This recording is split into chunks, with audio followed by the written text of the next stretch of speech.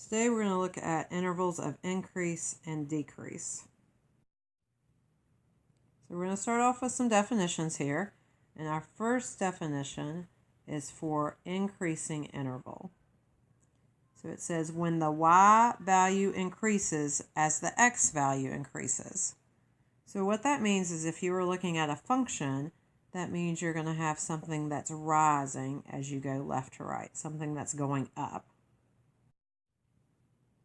Okay, the next definition is for decreasing. So the decreasing interval. So this one says the y value decreases as the x value increases. So that means if you were looking at your graph as you go left to right, you would have something that would fall. Okay, the next one's for constant, a constant interval. So it says the y value stays the same as the x value increases. So that means if you look at it left to right, it's just going to look like a straight line. So when we look at these functions, what we're going to be asking ourselves basically is, are you going to be going up or down the graph? That tells you if you have an increasing interval or a decreasing interval. So we're going to use this picture on the left to help us figure out our intervals of increase and decrease. So a few things before we actually write them. Notice that when we write these, we're going to use our interval notation, which is our soft and hard brackets like we've been using the past few days. And we're talking about our x values. We're always going to go from left to right, just like when you read anything else. And at the bottom one, it says when a point is used for the boundary of two different intervals, so if you use the same number on two different intervals, you have to have a soft bracket. So let's go over here and take a look. So when we start at the very far left of this graph, notice here that this is increasing because this is rising from left to right. So our first x value where that starts is at -5. So that -5 isn't attached to anything else. So I'm going to put a hard bracket here.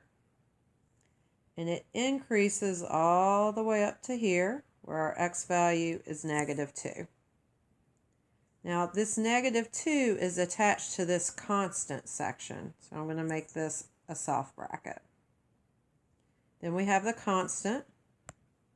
We have this constant right here in this section. Then we're going to go back to this increasing. So we're increasing again. So the increasing starts at 1. So we're going to have a union symbol. And that 1 is attached to the constant. So soft bracket 1, comma. And it increases to the top here, which is at 3. And that's going to be a soft bracket as well, because when we go over and look at this section's decreasing. And the decreasing started here at the top, which once again was at 3. And it decreases down here to the bottom where our x is 5. That one's a hard bracket because it's not attached to anything. Okay, so now we're just going to look at a couple examples here. So our directions say state the intervals of increase and decrease. So I just wrote increase and decrease here on the screen. And then over here below it we have domain, range, x-intercept, and y-intercept. And that's there because this is one of the examples we used the other day. But now we're going to use this example to find our increase and decrease. So if we look at this function, this graph, notice it's just a line. And if you read this from left to right, it's just falling, which means it's decreasing all the way down. And notice it has arrows. So that means it goes on forever in both directions. So it's decreasing from -infinity to +infinity.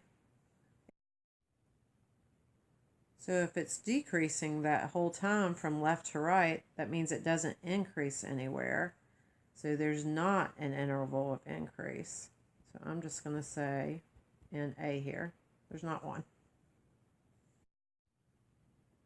So our last example here, same direction, state the interval of increase and decrease. Once again, this has domain, range, x-intercept, and y-intercept, just because it's the same example that we used the other day. So this is the one where you have two different sections of this graph. So if we look at this, and we start with the first piece, notice how this is rising. This first section here, it rises. And it starts at -2. So that's going to be a hard bracket. And it goes all the way up to here, but our x value there is going to be 0. But that's attached to another section, so this is going to be a soft bracket. Then, if we look at the next section, this is where it starts to go down. So in this same spot, so it starts to decrease at 0. Since that's attached, we're going to put a soft bracket. And it goes down to 1.